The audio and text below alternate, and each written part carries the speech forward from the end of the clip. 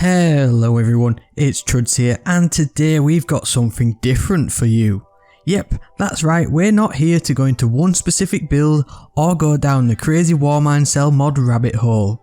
We're actually going into all the builds with the only and definitive ranking on the channel of all the Warmindcell mods in Season of the Worthy. It's that time in the season where we're going to rank these new powerful mods from the season from best to worst, looking at the pros and cons of each mod, with the vast majority of these being covered in various builds on the channel since the start of the season. We're not discriminatory here on the channel, so this ranking system takes all of the classes into consideration, as there is definitely some mods which benefit other classes and subclasses more than others. But that's why we are here to weed out the weak from the almighty. So on that note, let's start at the bottom with the worst Warmindcell mod from the season.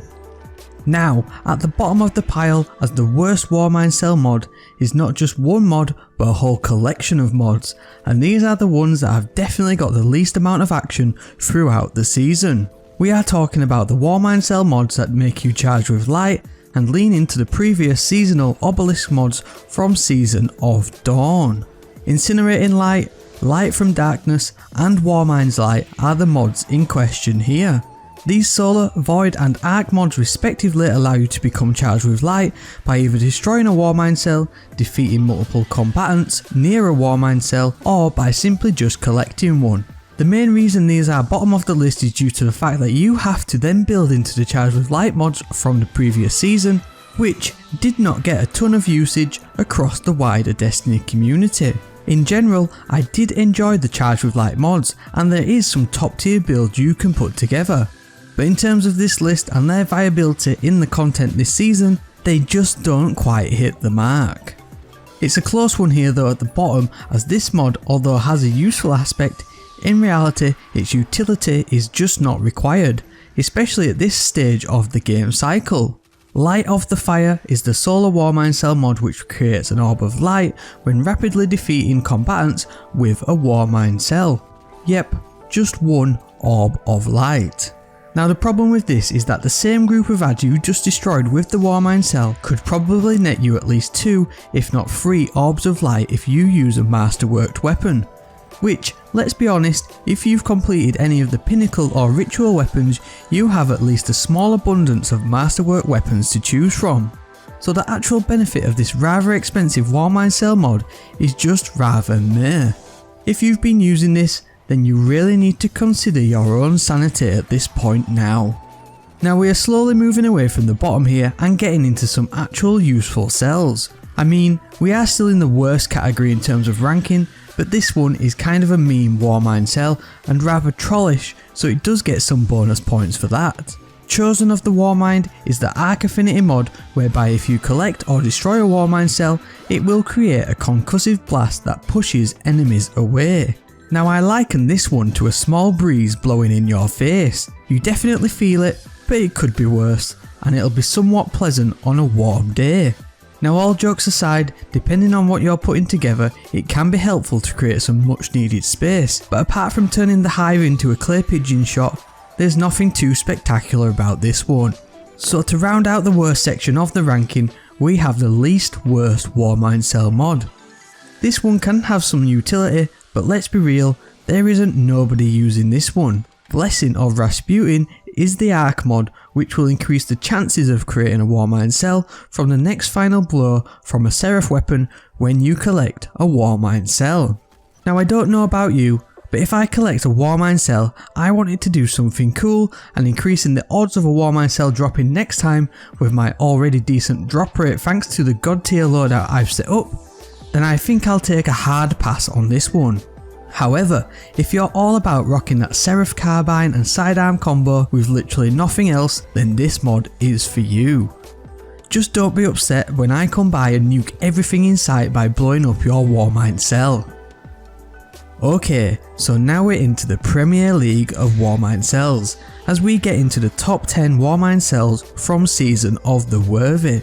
Let me know in the comments section below if you agree with the list of the worst seasonal mods as we start the countdown to the best, starting at number 10. Hammer of the Warmind is in the 10 spot. This mod is directly tied to the seasonal artifact, and so it might not be available in this form after this season finishes. It's another mod that has got low coverage I feel, but is one that has a very strong and unique perk set, which if built into correctly could be absolutely deadly in endgame Nightfall or deal content. Basically, this mod will disrupt and stagger Overload and Unstoppable champions respectively.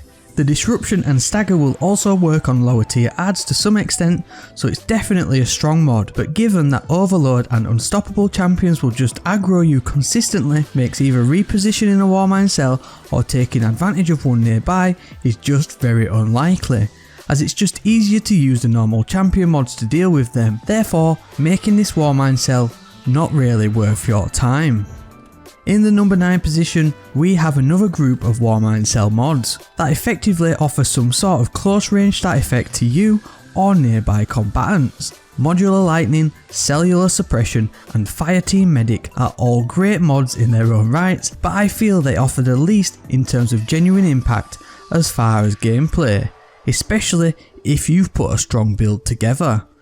Don't get me wrong, they definitely complement a well put together build, but if you're using them solely for their individual benefits, you're not going to get the maximum use out of a Warmind cell. Modular Lightning is great for adding bonus arc damage in arc style builds, Cellular Suppression is awesome for delaying damage output by combatants, and as we discussed with the Tommy's Matchbook build we showcased, Fireteam Medic will give a nice health bump in the middle of a battle.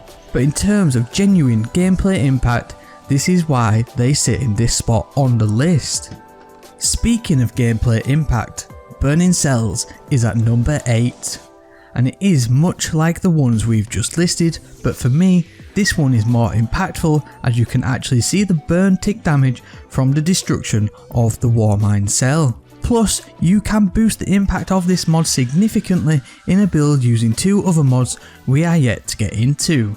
I think the fact that this mod adds to the nuke factor in terms of literally being able to clear an entire room of combatants by destroying one Warmind cell ranks it slightly higher and on its own.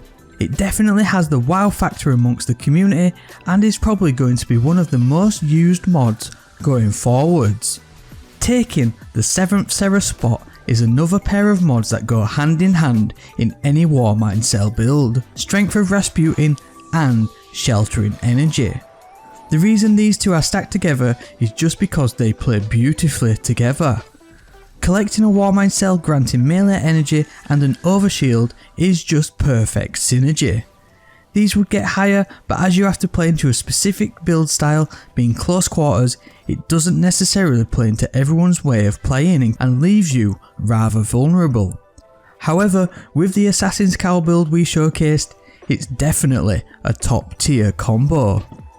Bumping up the charts at number 6 is again another combo that should be inseparable in any strong Void endgame loadout, with the power of Rasputin and Warmind's protection.